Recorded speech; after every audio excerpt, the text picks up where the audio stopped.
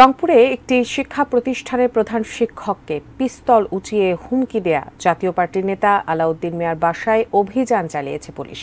তাকে না পেলেও পিস্তলটি উদ্ধার করা হয়েছে। পুলিশ জানিয়েছে পিস্তলটির লাইসেন্স মেয়াদোত্তীর্ণ। রংপুর প্রতিনিধি শাহরিয়ার মিমের পাঠানো তথ্যছবিতে ডেস্ক রিপোর্ট।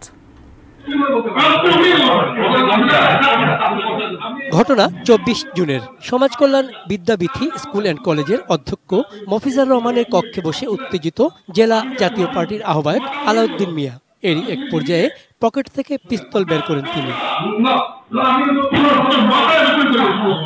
সিসিটিভির এই ফুটেজ দ্রুতই সামাজিক যোগাযোগ মাধ্যমে ছড়িয়ে পড়ে। এ নিয়ে ব্যাপক প্রতিক্রিয়া সৃষ্টি হয় সারা দেশে। কেন এই ঘটনা জানালেন সেই কলেজের অধ্যক্ষ।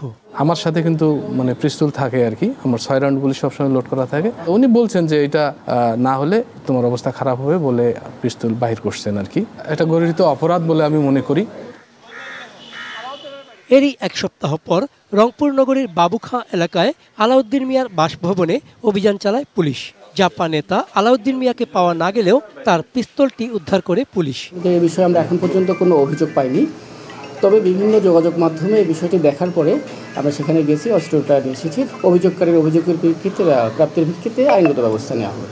এই ঘটনায় দলের ভাবমূর্তি ক্ষুণ্ণ হয়েছে জানান জাতীয় পার্টির কো-চেয়ারম্যান। আন্তর্জাতিক ভার অনেকেই বইতে পারে না, যখন তখন এটাকে অন্যভাবে ব্যবহার করার চেষ্টা করে, ধমকি দেওয়ার চেষ্টা করে, ভয় ভীতি দেওয়ার চেষ্টা করে। মহাসচিব আছে এবং পার্টির চেয়ারম্যান আছে, ওনারা সিদ্ধান্ত নেবেন কি করা যাবে। চন্দন পাল, ডেস্ক রিপোর্ট, এটিএন নিউজ।